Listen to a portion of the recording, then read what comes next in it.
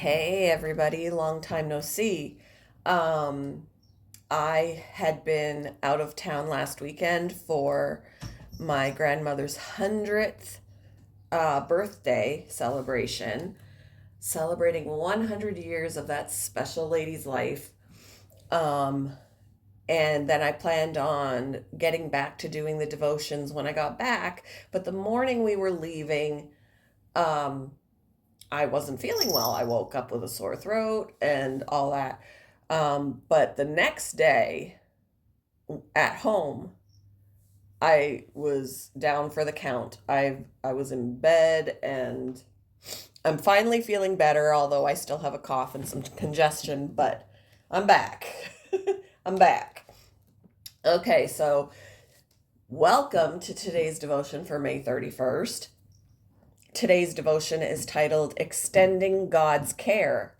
The Bible reading is from 2 Kings chapter 5, verses 1 to 3, verses 9 to 11, and verses 13 and 14.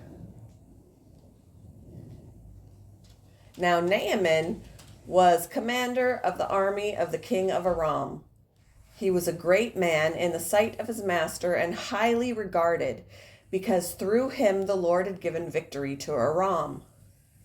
He was a valiant soldier, but he had leprosy. Now, bands of raiders from Aram had gone out and had taken captive a young girl from Israel, and she served Naaman's wife.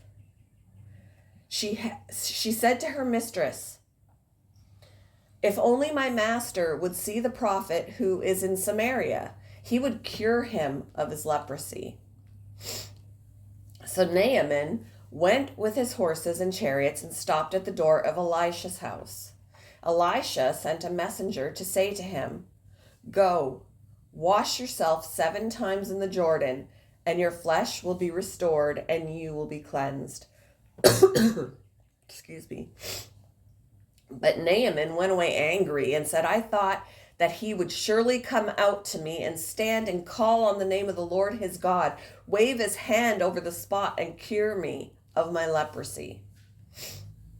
Naaman's servants went to him and said, "My father, if the prophet had told you to do some great thing, would you not have done it? How much more then when he tells you, 'Wash and be cleansed'?" So he went down and dipped himself in the Jordan 7 times, as the man of God had told him. And his flesh was restored and became clean like that of a young boy.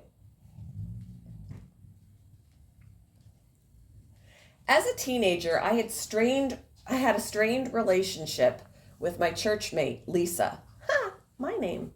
So I was dismayed to learn we'd be roommates at our youth summer camp.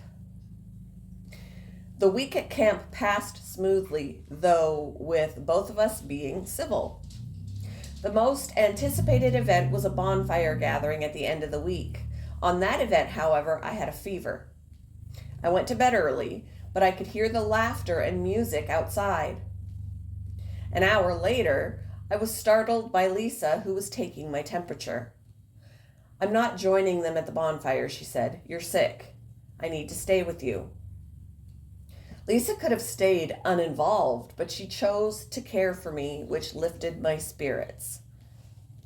We see another example of someone who cared in the story of Naaman, the commander of the Syrian army. Naaman had an Israelite servant girl who'd been taken captive and now served Naaman's wife. Separated from family and forced to servitude, the girl could have chosen to not help her master, who had leprosy. But her faith moved her to help. She said to her mistress, "If only my master would see the prophet who is in Samaria, he would cure him." And God did, in fact, use the prophet Elisha to heal Naaman. Lisa and the Israelite girl chose to help, and God worked through them. Let's ask God to show us who we can extend his care to and give us the wisdom how. Why might you resist helping others? How can helping others allow them to see God's care for them?